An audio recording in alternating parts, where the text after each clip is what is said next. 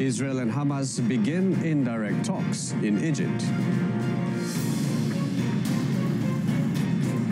And last chance for French Premier after sudden resignation.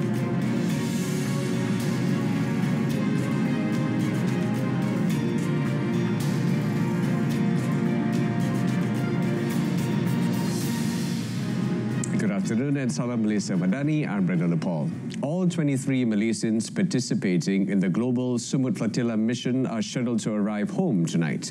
Sumut Nusantara Command Centre Director General Dr. Sani Arabi Abdul Halim Arabi said they will land at the Kuala Lumpur International Airport Terminal 1 at 9:45 p.m.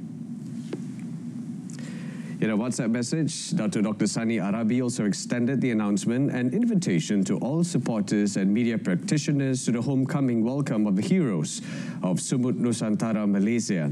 All 23 Malaysian activists participating in the mission were detained by Israeli forces after their vessels were intercepted in the R3 red zone of the Mediterranean Sea. They were taken to the port of Ashdod, Israel, and were later released and departed from Ramon Airport before arriving in Istanbul about 2 hours later.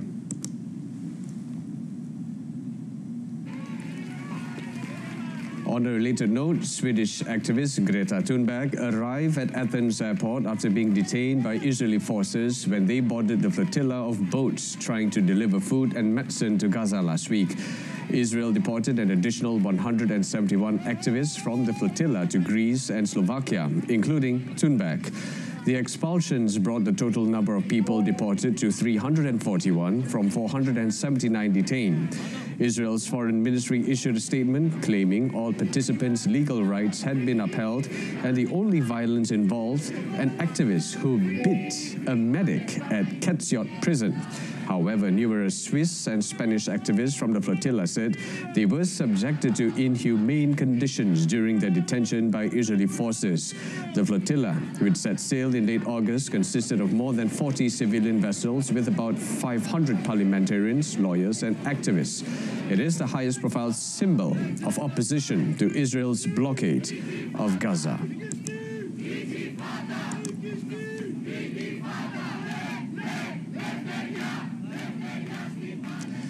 Delegations from Hamas and Israel began indirect talks in Egypt on ending the nearly 2-year war in Gaza. Al Kahira News said the first round of talks ended amid a positive atmosphere and would continue today. It said Egyptian and Qatari mediators are working with both sides to establish a mechanism for the release of hostages in exchange for Palestinians held in Israeli jails. Behind closed doors and under tight security, negotiators are to speak through mediators shuttling back and forth. Hamas's lead negotiator, Khalil al-Hayya, held a meeting with Egyptian intelligence officials ahead of the talks. Hamas asked Egypt to provide guarantees and oversight mechanisms for a proposed Gaza ceasefire under a US-backed 20-point plan. Palestinian sources said al-Hayya voiced concerns about Israeli leader Benjamin Netanyahu's commitment to the agreement. An Egyptian security official confirmed that Hamas requested guarantees for a full halt to the war and Israeli withdrawal from Gaza. Both Hamas and Israel have responded positively to the US proposal, but reaching an agreement on the details is set to be a huge task. Under the plan, administration of the territory would be taken up by a technocratic body overseen by a transitional authority. It also provides for the gradual withdrawal of Israeli forces from Gaza.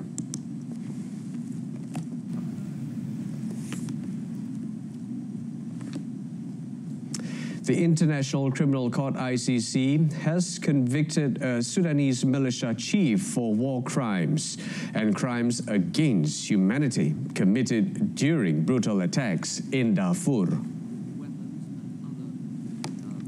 The ICC found Ali Muhammad Ali Abdul Al-Rahman guilty of multiple crimes, including rape, murder, and torture carried out between August 2003 and at least April 2004. ICC President Judge Joanna Connor noted that the sentence will be pronounced at a later date. Hearings will be held on 17 to 21st November with a decision issued in due course afterwards. coroner detailed harrowing accounts of gang rapes, abuse, and mass killings. She said, on one occasion, Abdul Al-Rahman loaded around 50 civilians onto trucks, beating some with axes before making them lie on the ground and ordering his troops to shoot them dead.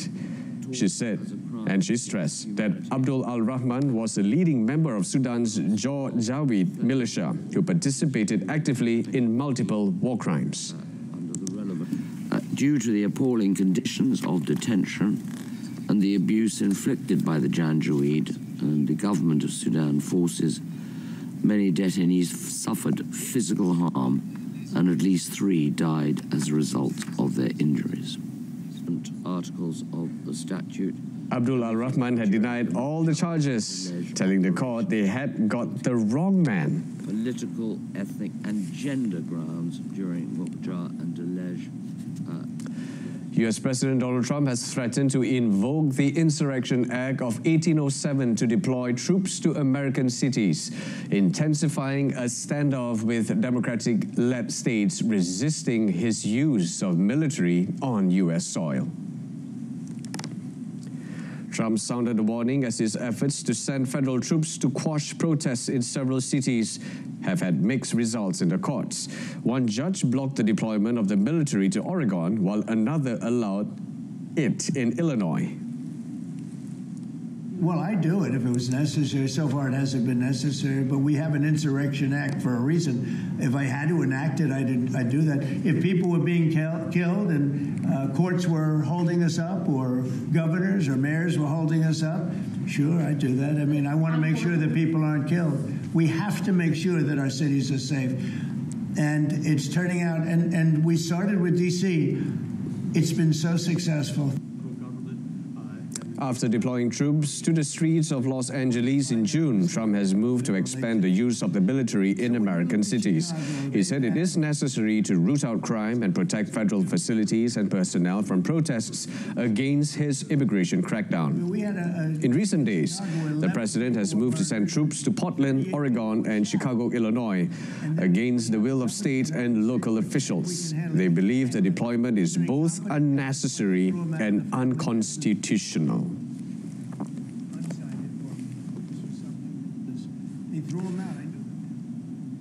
A man on trial opened fire in a courtroom in the Albanian capital Tirana, killing the judge and injuring 2 others. Police said appeals court judge Astrid Kalaya was presiding over the man's case when the man opened fire, adding that the shooter was promptly arrested. A police statement said the judge was rushed to the hospital but succumbed to his injuries on the way. The other party to the trial, a father and son, were also shot and taken to the hospital but were stable. According to local press reports, the case was over a property dispute and the man fired at the judge because he knew he was going to lose. Albanian Prime Minister Edi Rama said it was a tragic event, called for tougher sentencing for gun-related crimes. He said such crimes demand the most extreme legal response against the aggressor. Illegal possession of a firearm is punishable by up to 3 years in prison under Albanian law. According to data from the Southeastern and Eastern Europe Clearing House for the Control of Small Arms and Light Weapons, there were 213 firearm incidents in Albania between January and June this year.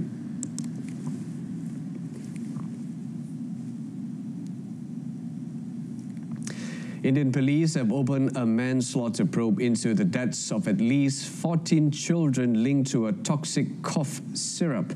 It was another blow to the reputation of the country's pharmaceutical industry after a string of similar tragedies in recent years. Most of the children died of kidney failure in the past months after consuming cough medicine branded Coldrift syrup.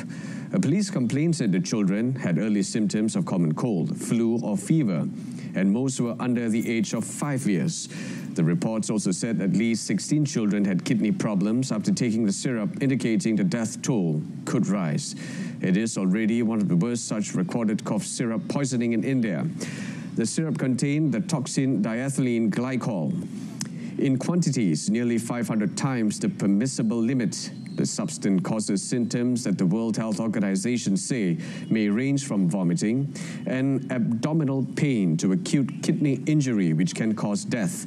Police have named cold drink manufacturer Srisan Pharma as one of the main accused. They also arrested a doctor who prescribed the medicine to most of the children. Federal authorities said they had recommended cancelling the manufacturing license of Srisan. Several states have also banned the syrup, which had been sold only in India.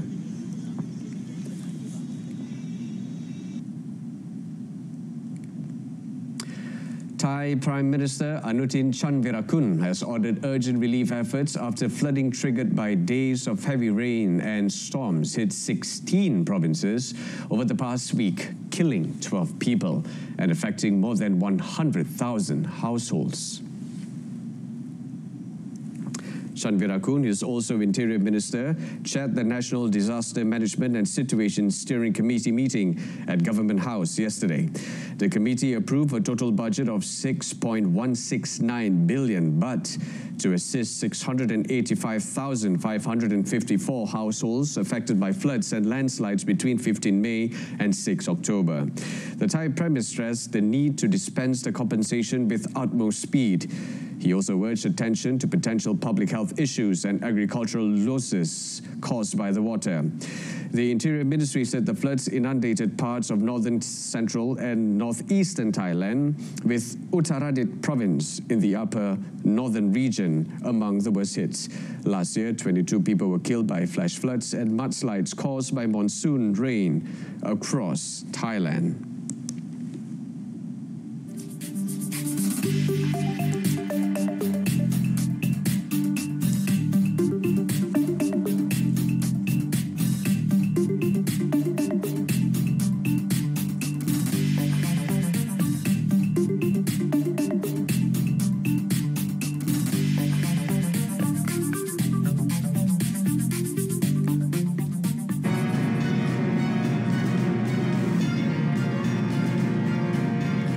Still ahead, Syria announces results for new parliament. Stay with us.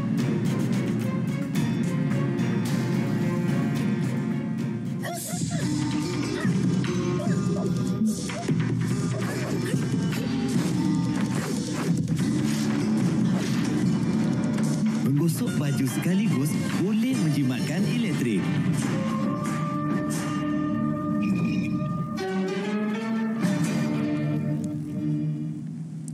French President Emmanuel Macron has given Prime Minister Sébastien Lecornu 2 days to salvage his administration. This is after the Premier resigned following less than a month in office in a move that plunged the country further into a political crisis. Lecornu earlier stepped down just 14 hours after naming his government lineup. But in another twist, Macron met Lecornu and gave him until late Wednesday to come up with a plan for the stability of the country. Lecornu on X said he had accepted to hold final discussions with the political forces to that end and would report back to Macron. The presidential official said Macron is ready to assume his responsibilities in case of failure, a possible reference to calling new legislative elections.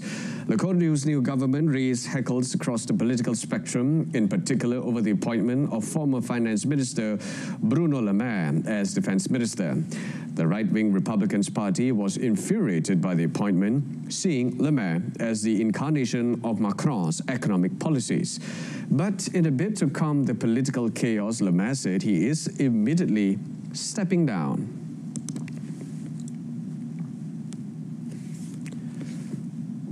Syria has published the result of its indirect vote for the first parliament since Bashar al-Assad's historic toppling last year.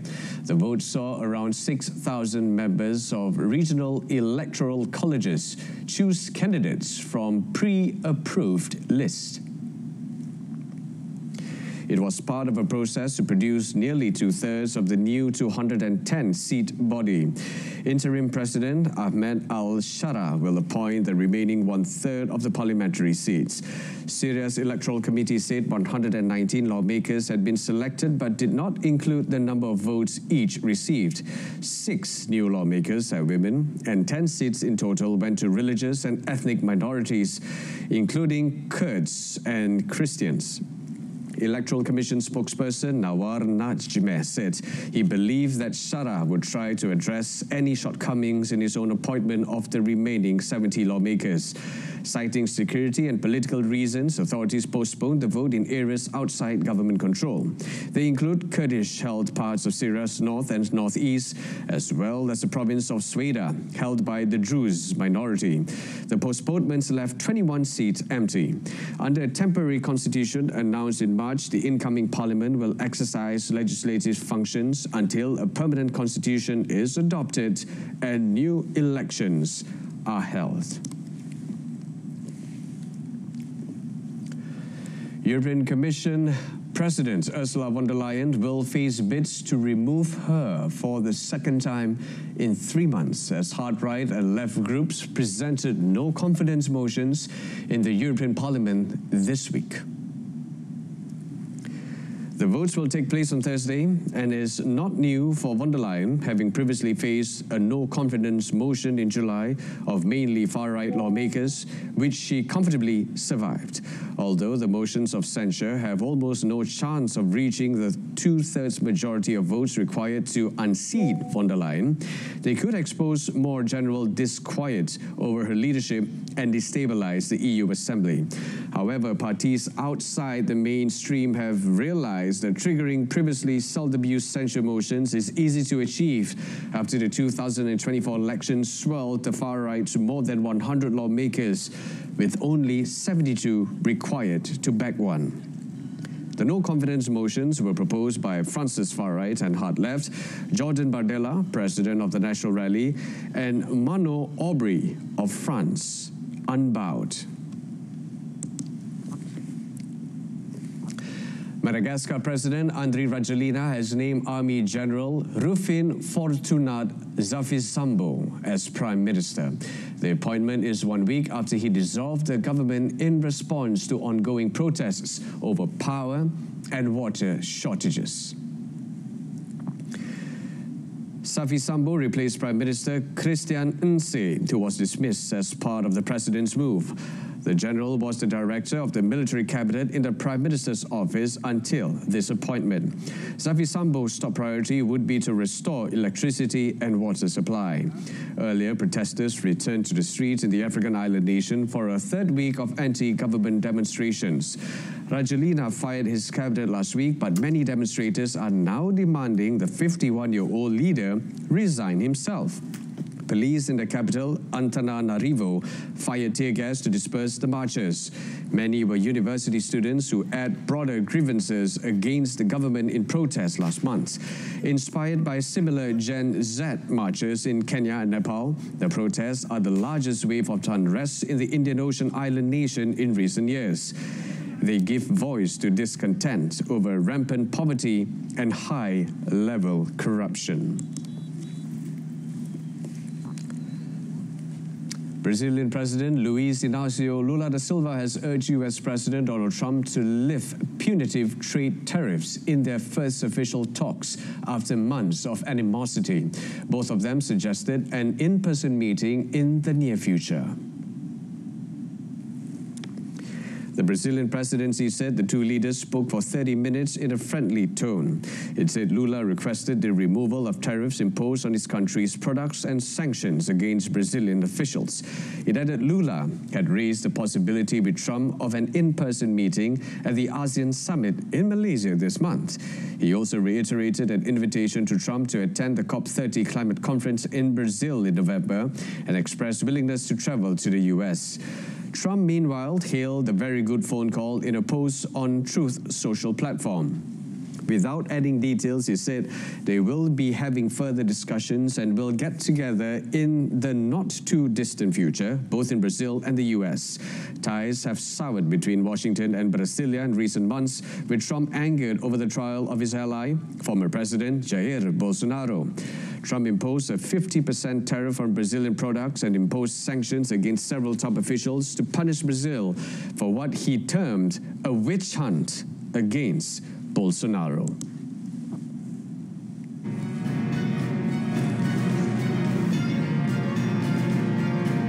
Next up in sports, FAM set to plea against FIFA sanction.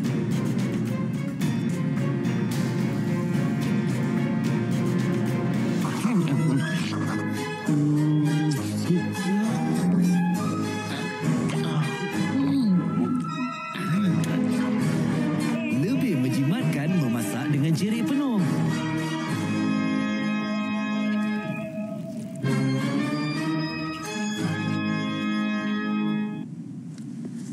Welcome back. The Football Association of Malaysia, FAM, will be submitting an official appeal with FIFA following the governing body's disciplinary decision regarding documentation issues of 7 naturalised players. FAM confirmed it has received a full decision from FIFA and emphasised that all documents and supporting evidence related to the naturalisation issue were complete. They would be submitted to FIFA immediately through the official channels. FAM views several conclusions seriously, particularly the allegations that the players obtained falsified documents or deliberately sought to dodge eligibility regulations. FAM also stressed that no evidence supporting the allegations have been presented by FIFA. FAM said it remains committed to defending the interests of Malaysian football, protecting the rights of players and ensuring that the process proceeds transparently and in accordance with regulations. FAM stressed that it will utilize all available legal avenues to pursue this case. Goalkeepers Sheikh Ehsan, Nazril Sheikh Azman and Suhaimi Hussein have been roped in by Harimau Malaya ahead of their Group F match against Laos in the 2027 Asian Football Confederation AFC Asian Cup qualifiers at the new Laos National Stadium in Vientiane on Thursday. According to the national football team's Facebook posts on Malaysia and team, they have been called up to replace teammates Muhammad Azri Abdul Ghani and Muhammad Haziq Nazli, who had to leave camp due to health issues. Last Friday, national head coach Peter Klimowski announced a 29-man list that included 3 new faces, Declan Lambert, Jordan Minta and Muhammad Ramadan Saifullah, for the centralised training camp in Vientiane starting yesterday. The national team will resume their centralised training camp from 10 to 13 October to prepare for the return leg tie against Laos at the National Stadium in Bukit Jalil on 14 October. Malaysia are currently on the right track to feature for the second straight time in the Asian Cup finals. They top Group F with 6 points, followed by Vietnam and Laos, both on 3 points, and Nepal in last place with no points.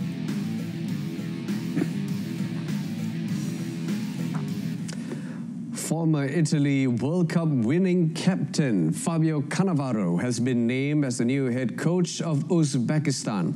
It is the second time that the 2006 Ballon d'Or winner has taken charge of a national team, having coached China for 2 matches, both defeats, in early 2019, before stepping down. The Uzbek Football Association said the Italian coach will lead Uzbekistan in preparation for the upcoming World Cup, which will take place in the US, Canada and Mexico. Uzbekistan have qualified for the World Cup for the first time. Timur Kabadze, who guided Uzbekistan through the final part of their successful World Cup qualifying campaign, is rumoured to be remaining on as part of Cannavaro's backroom staff.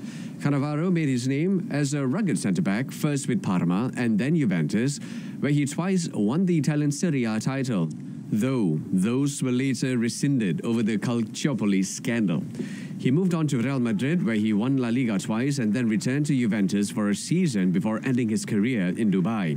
As a coach, he has had a nomadic career, taking over teams in China, Saudi Arabia and Croatia, as well as his homeland. His most successful experience was winning the Chinese Super League with Guangzhou Evergrande in 2019, the year he briefly doubled up as China's national team coach.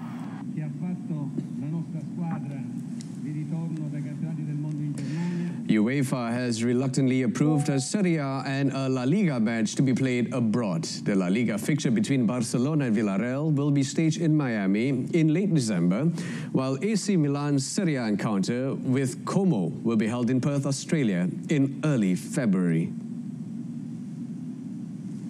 Milan opted for a foreign location as their San Siro stadium will be unavailable as both the city and the stadium prepare to host the Winter Olympics opening ceremony on 6 February.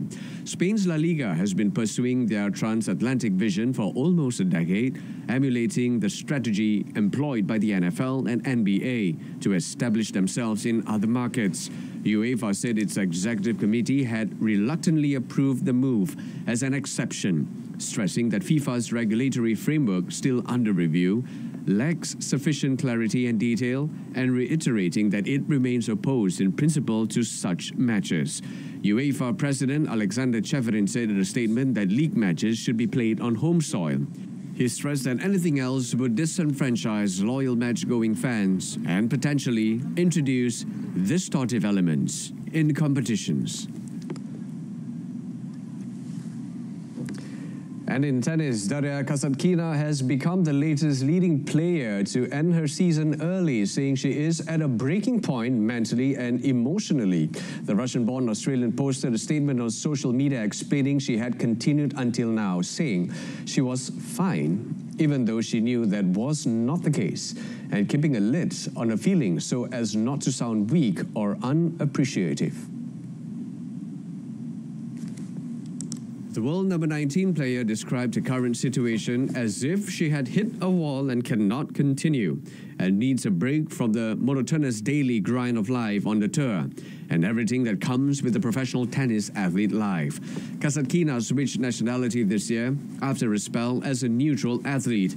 She has not returned to Russia after speaking out against the war in Ukraine. She said she had not seen her father for 4 years and had suffered emotional stress in the battle to gain full Australian competition eligibility. Other players also ended their seasons early recently, some highlighting the length and intensity of the tennis calendar.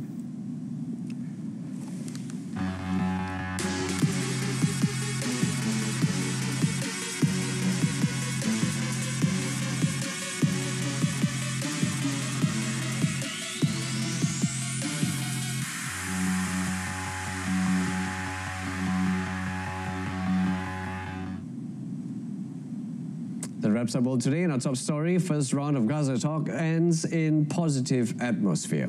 Tune in to Malaysia Tonight, coming up 8:30 p.m. on TV1 and saluran Berita RTM. Till then, I'm Brendan Lepal, Malaysia Madani, Rakyat Disantuni. Thank you for watching and take care.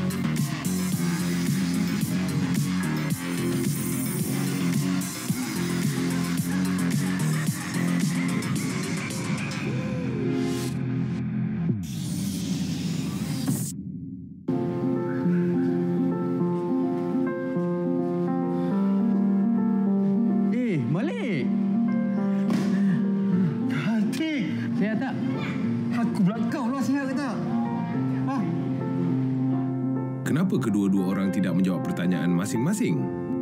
Ketahui status kesihatan diri. Lakukan saringan kesihatan sebelum anda menjawab "Saya sihat".